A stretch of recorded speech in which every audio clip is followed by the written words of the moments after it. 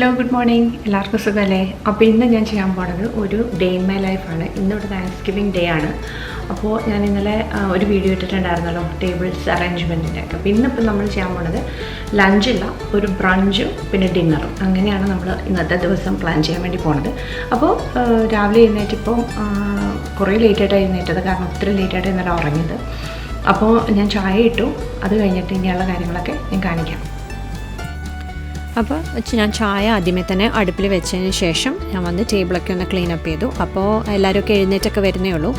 അപ്പം ഞാൻ മറ്റ് ടേബിൾ സെറ്റ് ചെയ്യുന്നതിൻ്റെ ഒരു വീഡിയോ 2 ദിവസം മുമ്പ് ഇട്ടിട്ടുണ്ടായിരുന്നു.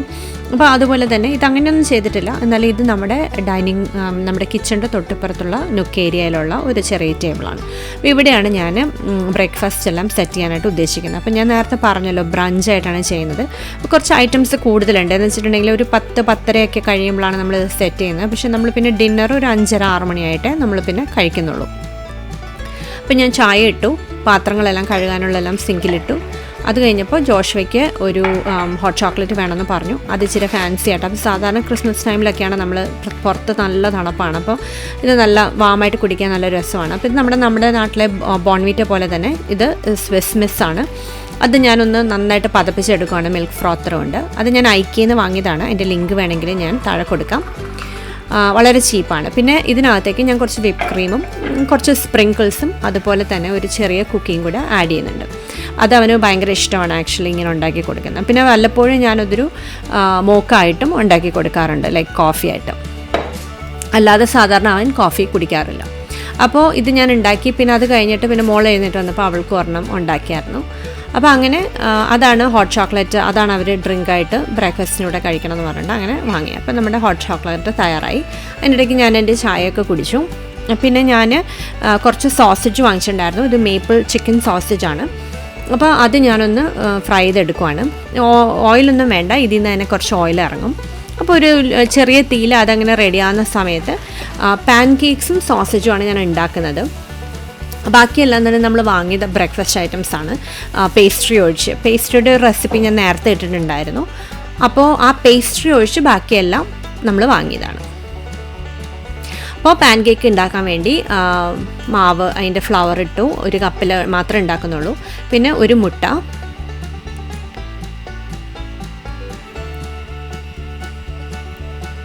പിന്നെ ഞാൻ ബ്രൗൺ ഷുഗറോ സാധാരണ ഷുഗർ, ഇത് സാധാരണ ഷുഗറാണ്, 1 ടേബിൾ സ്പൂൺ ചേർത്തിട്ടുണ്ട്. വാനില എസൻസ് ചേർക്കുന്നുണ്ട്. പിന്നെ എല്ലാവർക്കും ഇഷ്ടമുള്ളൊരു കാര്യം, നല്ല പഴുത്തൊരു ബനാനയും കൂടെ ആഡ് ചെയ്തിട്ട് മിക്സി നന്നായിട്ട് അടിച്ചെടുക്കും, നല്ല ലൂസ് കൺസിസ്റ്റൻസിയിൽ. പാലാണ് ഇതിനകത്ത് 1/2 കപ്പ് ചേർത്തിട്ടുള്ളത്. ആ ഒരു മാവിൻ്റെ പരുവത്തിൽ നമ്മൾ പാൻ കേക്ക് ഈസി ആയിട്ട് ഉണ്ടാക്കിയെടുക്കാൻ വേണ്ടി ഞാൻ അങ്ങനെ ഒരുപാട് വലുതല്ല, ഒരു മീഡിയം സൈസിൽ 3 വീതം ഗോൾഡൻ ബ്രൗൺ ആയിട്ട് എടുക്കുമായിരുന്നു. ഞാൻ പിന്നെ ബട്ടറൊന്നും തേക്കാറില്ല, നിങ്ങൾ കണ്ടല്ലോ, ഇത് പ്ലെയിൻ ആണ് എല്ലാം. പിന്നെ നമ്മുടെ ടേബിളിൽ കോഫി എടുക്കാനുള്ളവർക്ക് മിൽക്കും ഷുഗറൊക്കെ വെച്ചു, ഹണിയും ബട്ടറും, പിന്നെ അതുപോലെ തന്നെ പാൻ കേക്കിന് വേണ്ട സിറപ്പ്, അങ്ങനത്തെ കാര്യങ്ങളെല്ലാം. പിന്നെ ക്രൊസാൻസും ബേഗിൾസും നമ്മൾ വാങ്ങിച്ചതാണ്. പേസ്ട്രി ഞാൻ ഉണ്ടാക്കിയതാണ്. പിന്നെ ചോക്ലേറ്റ് കവേർഡ് പ്രെറ്റ്സൽസാണ് ഇത്. പിള്ളേർക്കത് പകലൊക്കെ വെറുതെ നടക്കുമ്പോൾ കഴിക്കാൻ ഇഷ്ടമായതുകൊണ്ട് അങ്ങനെ എടുത്തു വെച്ചാണ് ഞാൻ ഇത്. അത് കഴിഞ്ഞ് എല്ലാവർക്കും ബ്രേക്ക്ഫാസ്റ്റ് എല്ലാം കഴിച്ചതിന് ശേഷം ഞാൻ ഹാം തയ്യാറാക്കാവുന്ന പരിപാടിക്ക് പോയി. അപ്പോൾ ഹാം ഇത് 10 പൗണ്ടുള്ള, അതായത് ഏകദേശം 4-4.5 കിലോ ഉള്ള ഒരു ഹാമായിരുന്നു. അപ്പോൾ ആ ഹാമിന് 1/2 പൗണ്ടിന് 20 മിനിറ്റ് വീതം ഓവനിൽ വെക്കണമായിരുന്നു. അപ്പോൾ അത് ഞാൻ എടുത്ത് ഓവനിലേക്ക് വെച്ചു. അതിനുശേഷം ഞാൻ ക്രാൻബെറി സോസ് ഉണ്ടാക്കാൻ വേണ്ടി നിന്നു. ഞാൻ എല്ലാ കൊല്ലവും ഫ്രഷ് ആയിട്ട് തന്നെയാണ് ഉണ്ടാക്കാറ്. ക്രാൻബെറിക്ക് നല്ലൊരു ബിറ്റർനെസ് ആണ്, പക്ഷെ അപ്പോൾ അതുകൊണ്ട് അതിനകത്ത് ഷുഗർ, സിന്നമൺ, പിന്നെ അതുപോലെ തന്നെ ഓറഞ്ചിൻ്റെ സെസ്റ്റും ഓറഞ്ചിൻ്റെ ജ്യൂസും അത്രയും ചേർത്തിട്ടാണ് നമ്മളത് തയ്യാറാക്കിയത്. അത് തണുത്ത് ആറാൻ വേണ്ടി വെച്ചു. ആ സമയത്ത് ഞാൻ പൊട്ടറ്റോ എല്ലാം അരിഞ്ഞ് മാഷ് പൊട്ടറ്റോയ്ക്ക് വേണ്ടി അടുപ്പിൽ വെച്ചിട്ടുണ്ടായിരുന്നു. വെള്ളത്തിനകത്തിട്ട് ഉപ്പും ചേർത്തിട്ട് അടുപ്പിൽ വെച്ചു. അത് അടുപ്പിലിരുന്ന് കുറച്ച് നേരം എടുക്കുമല്ലോ അത് വേകാൻ. ആ നേരം കൊണ്ട് ഞാൻ ഗ്രീൻ ബീൻ കാസറോൾ ഉണ്ടാക്കാൻ വേണ്ടി പോയി. അപ്പോൾ ഇത് കട്ട് ചെയ്ത ഗ്രീൻ ബീൻസ് ആണ്. അതൊരു ബട്ടർ ചെയ്ത പാനിലേക്ക് എടുത്തു. ഇത് നമ്മൾ ബേക്ക് ചെയ്യാണ് ചെയ്യുന്നത്. എന്നിട്ട് ക്രീം ഓഫ് മഷ്റൂം സോസാണ് ഇതിന് യൂസ് ചെയ്യുന്നത്. അത് 2 ചെറിയ ക്യാൻ എടുത്തിട്ടുണ്ടായിരുന്നു. പിന്നെ പാല് ചേർത്തു, സോൾട്ടും പെപ്പറും, 1 ടീസ്പൂൺ സോയ സോസും. ഇത്രയും സാധനങ്ങളാണ് അതിനകത്തേക്ക് പോകുന്നത്. കാര്യം അങ്ങനെ ബ്ലാൻഡായിട്ട് നമുക്ക് തോന്നുമെങ്കിലും ഇത് ആക്ച്വലി നല്ല ടേസ്റ്റിയാണ്. ഇതിൻ്റെ മേളിൽ ക്രഞ്ചിന് വേണ്ടി നമ്മൾ വറുത്ത സവാളയും ചേർക്കും. അത് ഇവിടുത്തെ താങ്ക്സ് ഗിവിങ്ങിനുള്ളൊരു ട്രഡീഷണൽ ഡിഷാണ് കേട്ടോ, ഈ ഫ്രൈഡ് ഗ്രീൻ അല്ലെങ്കിൽ എന്താ പറയുന്നത് ഗ്രീൻ ബീൻ കാസറോൾ എന്ന് പറയുന്നത്.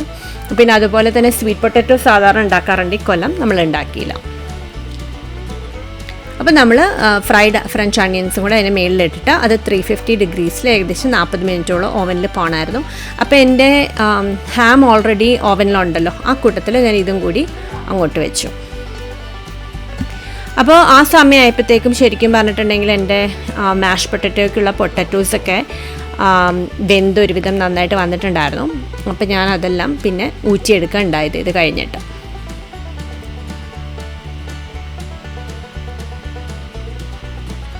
എന്നിട്ട് മാഷ് പൊട്ടറ്റോ നന്നായിട്ട് വെന്ത് ഉടച്ച്. അപ്പം ഞാനിത് ഉടയ്ക്കണ കണ്ടപ്പോൾ എൻ്റെ മോൻ പറഞ്ഞു, ഓ ഇത് ഇത്രയും ഉടഞ്ഞാൽ പോരാ, ഞാൻ ചെയ്തു തരാം എന്ന് പറഞ്ഞിട്ടാണ് പുള്ളിക്കാരൻ അത് ഉടയ്ക്കാൻ വേണ്ടി മേടിച്ചുകൊണ്ട് പോയി.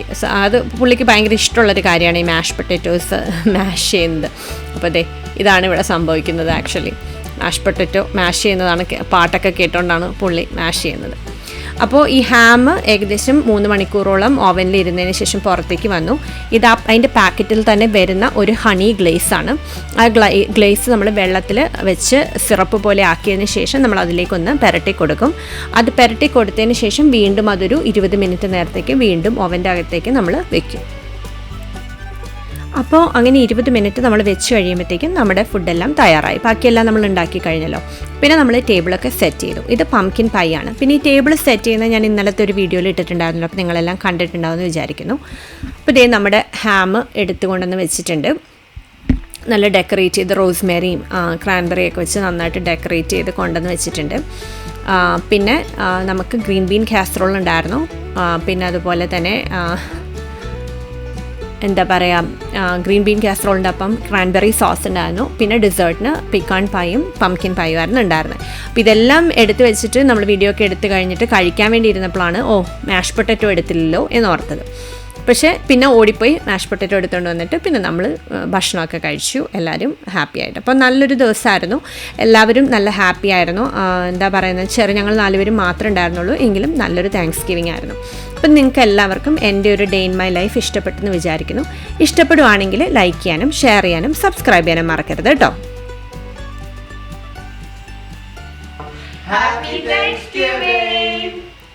അപ്പോൾ ഇനി ഇതുപോലൊരു നല്ല വീഡിയോയുമായി കാണും വരെ എല്ലാവർക്കും ബൈ.